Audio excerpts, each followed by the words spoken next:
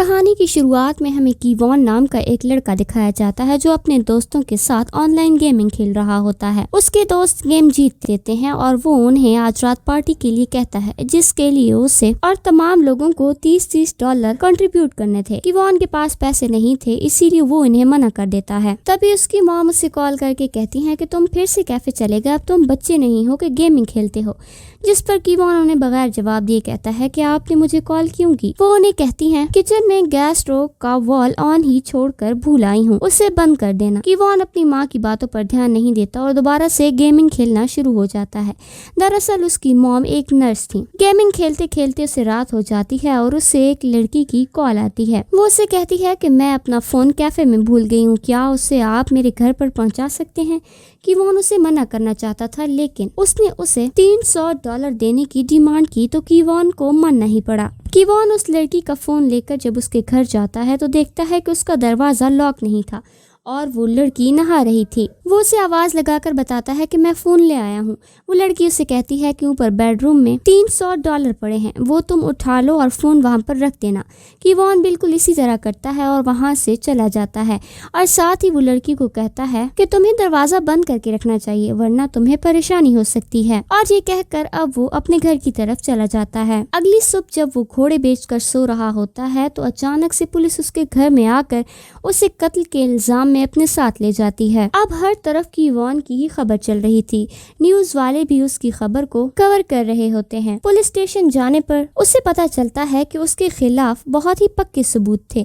ایک چیک پر اس کے نشانات ملتے ہیں، اس کے علاوہ ایک نائف پر جو قتل کے لیے استعمال ہوئی وہاں پر اس کے فنگر پرنٹس بھی تھے۔ اس کے علاوہ فورینزک ٹیم جب اس کی DNA کے سیمپل لیتی ہے تو انہیں پتا چلتا ہے کہ اس وکٹم کی باڈی میں کیوان کا DNA تھا، یعنی کہ کیوان کو قاتل ثابت کرنے کے لیے پولیس کے پاس بہت سارے ثبوت تھے۔ کیوان کی موم کو جب یہ سب پتا چلتا ہے تو وہ فوراً ہی پولیس اسٹیشن آتی ہے، لیکن اسے اپنے بیٹے سے نہیں ملنے دیا جاتا۔ اب اسے مجبوراً ہی اٹارنی من سے مدد مانگنی پڑتی ہے۔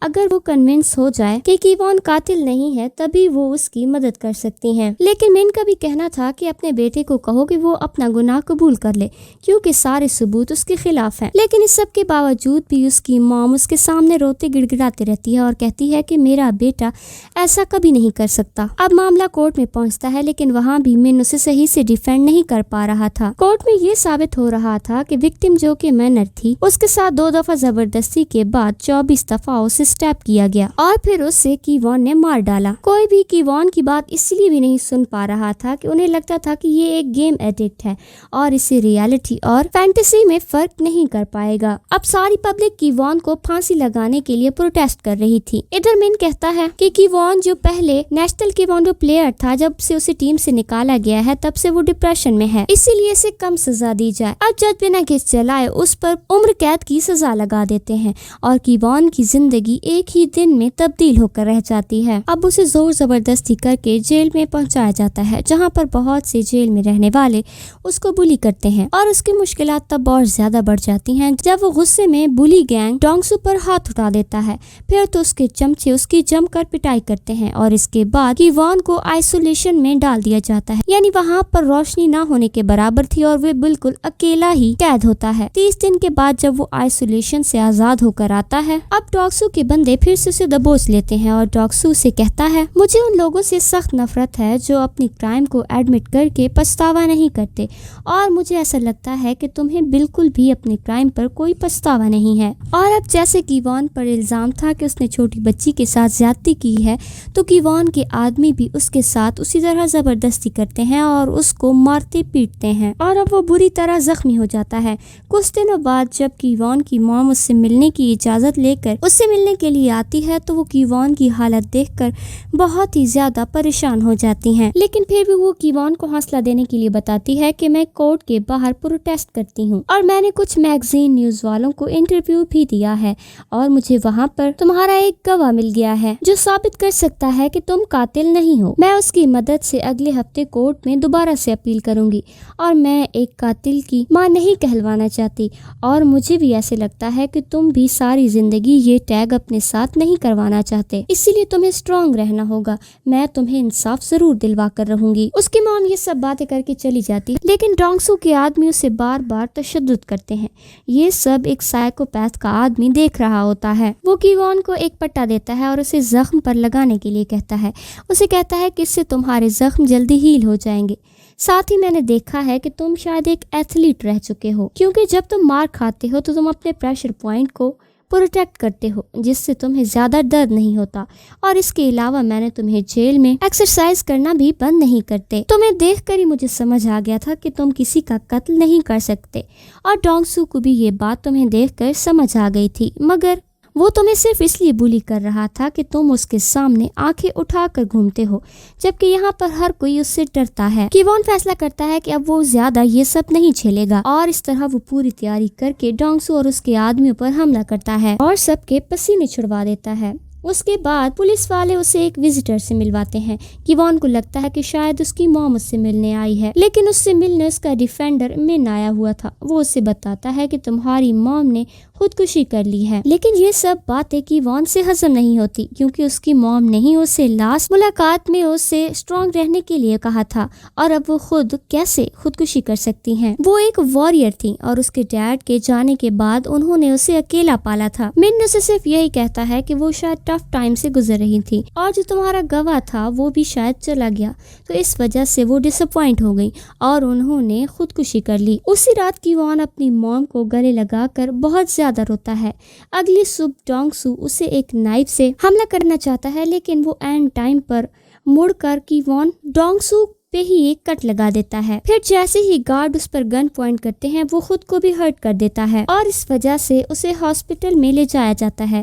راستے میں اسے سائیکوپیتھ کی بات یاد آتی ہے۔ اس نے اسے سمجھا دیا تھا کہ آرٹری وین یا پھر مسل یا آرگن ڈیمیج ہونے سے جان جانے کا خطرہ ہو سکتا ہے، اسی لیے ویسٹ پہ ہلکا سا اسٹیپ کرنا تاکہ تمہیں ہاسپٹل لے جایا جائے، اور ہاسپٹل لے جاتے ہوئے تمہیں وہاں سے فرار ہو جانا چاہیے۔ اب وہ وین میں موجود گارڈ پر حملہ کر دیتا ہے، جس سے اس کی وین کا ایکسیڈنٹ ہو جاتا ہے، اور وہ موقع ملتے ہی جنگل کی طرف بھاگ جاتا ہے۔ اب یہ ساری خبر نیوز میں پھیل جاتی ہے، اور تمام پولیس اس کو ڈھونڈنے کے لیے جاتی ہے، لیکن وہ اسے ڈھونڈ نہیں پاتے۔ کی وون دیکھتا ہے کہ ایک کپل کی کار خراب ہو گئی ہے، وہ اس کار کو ٹھیک کر دیتا ہے، جس پر کپل بہت زیادہ خوش ہوتا ہے اور اسے اپنے ساتھ لے جانے لگتا ہے، مگر آگے پولیس کی ناکہ بندی دیکھ کر کی وون خود کو سیٹ کے نیچے چھپا دیتا ہے۔ پولیس بھی اس لوی ڈوی کپل کی ویکیشن خراب نہیں کرنا چاہتی تھی، اسی لیے وہ زیادہ چیکنگ نہیں کرتے اور انہیں جانے دیتے ہیں۔ اب وہ ایئرپورٹ پر پہنچتے ہیں، جہاں پر وہ کپل اسے کہتا ہے کہ ہم ویکیشنز پر جا رہے ہیں اور یہ کار تم رکھ لو، کیونکہ ہم واپس آ کر نیو کار لیں گے۔ اب کی وون کے پاس جانے کے لیے اور تو کوئی جگہ نہیں تھی، اسی لیے وہ اپنے ڈیفینڈر من کے پاس جاتا ہے۔ من اس سے چھپ کر پولیس کو انفارم کر دیتا ہے کہ وون اس سے مدد مانگتا ہے، لیکن جب تک پولیس آ نہیں جاتی کم اس کے ساتھ بہت اچھے سے پیش آتا ہے۔ کی وون اس سے پوچھتا ہے کہ میری موم جو مجھے بچا سکتا ہے اس انسان کی بات کر رہی تھی، جس پر من اسے بتاتا ہے کہ نہیں، وہ ایک بچے کی شرارت تھی، ریالٹی میں ایسا کچھ نہیں ہے۔ وہ اس کی موم کی آخری نشانی کے طور پر ان کی ہار اسے دے دیتا ہے، اور تبھی کی وون کو پولیس کے سائرن کی آواز سنائی دیتی ہے، اور وہ وہاں سے بھاگ کر ایک کمپیوٹر لیب میں چلا جاتا ہے، جہاں پر وہ اپنے کیس سے ریلیٹڈ نیوز پڑھتا ہے۔ اسے اپنے گیمر فرینڈ مسٹر ہیری کی میل دکھتی ہے، جس پر وہ کی وون کے کیس پر سوال اٹھا رہے تھے۔ ان کا کہنا تھا کہ جو سی ٹی وی فوٹیج کی وون کی پیش کی گئی تھی اس میں کی وون کے صرف آنے کی سی ٹی وی فوٹیج ہے، جبکہ اس کے جانے کی رپورٹ ٹیکنیکل ایشو کی وجہ سے نہیں ہے۔ حالانکہ اس کے جاتے وقت کی فوٹیج ایک کار کی ٹیسٹ کیم میں ریکارڈ ہو گئی تھی۔ کار اونر نے وہ فوٹیج جمع بھی کی تھی، لیکن ایک انجان ریجن کی وجہ سے فوٹیج کورٹ تک نہیں پہنچ پائی۔ آگے اگر دھیان دیا جائے کہ کی وون وکٹم کے پاس گیا اور وہ صرف 3 منٹ 16 سیکنڈ کے بعد واپس آ گیا۔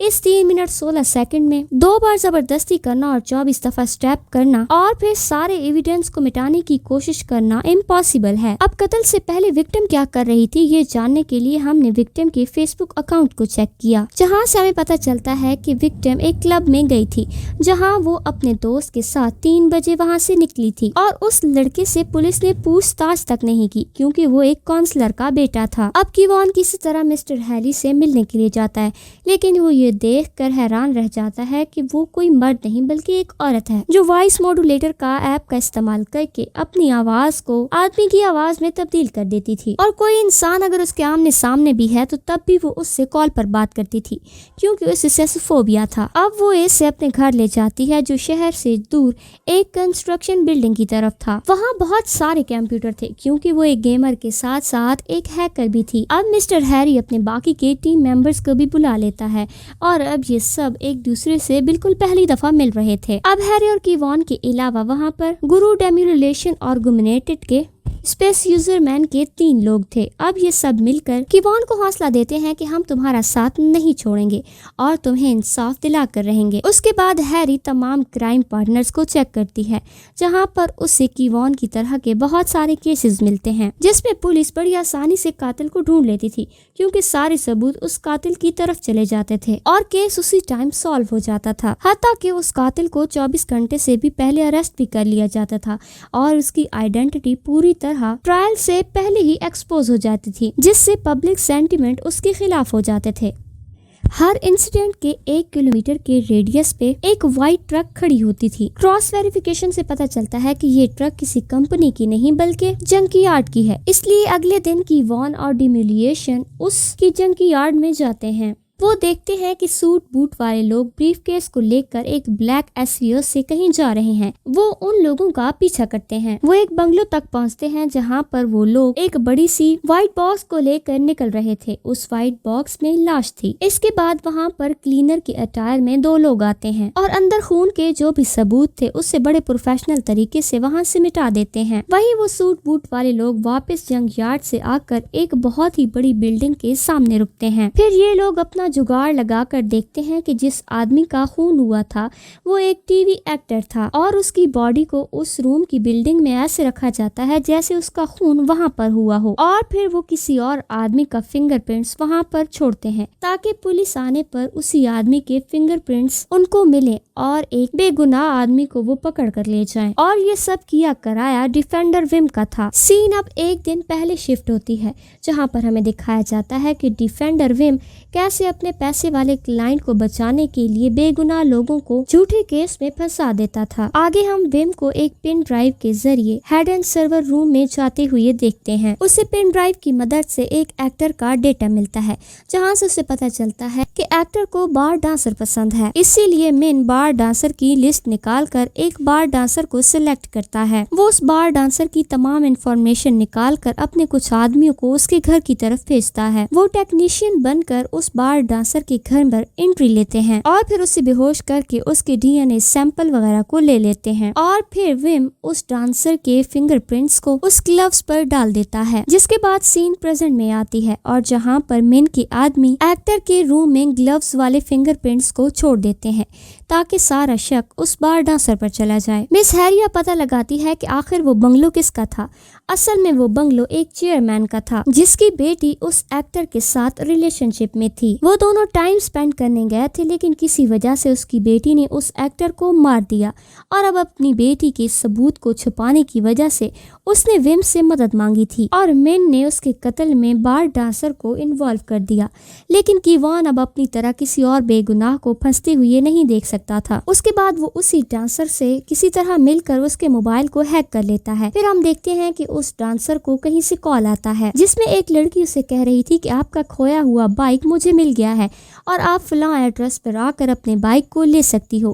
اس لڑکی کی آواز کیون جب سنتا ہے تو اسے بالکل وہی آواز لگتی ہے جس نے اسے کال کر کے اس اپارٹمنٹ میں بلایا تھا۔ مس ہیری اس لڑکی کا لوکیشن ٹریس کر لیتی ہے۔ جب کیوان اس سے ملنے کے لیے جاتا ہے تو وہ پولیس کی نظروں میں آ جاتا ہے۔ پولیس اسے پکڑنے ہی والی ہوتی ہے کہ اینڈ ٹائم پر ڈونگ سو آ کر پولیس کی گاڑی کا ایکسیڈنٹ کر دیتا ہے اور وہ کیوان کو اپنے ساتھ لے جاتا ہے کیونکہ اسے کیوان سے پرانے حساب کو چکتا کرنا تھا، مگر مس ہیری ڈونگ سو کا پتہ پولیس والوں کو بتا دیتی ہے۔ اب پولیس والے ڈونگ سو اور کیوان کو پکڑنے کے لیے آتے ہیں مگر کسی طرح کیوان وہاں سے نکل بھاگتا ہے۔ مس ہیری اب اس کے پاس اس کی موم کا وہ بریسلیٹ دیکھتی ہے۔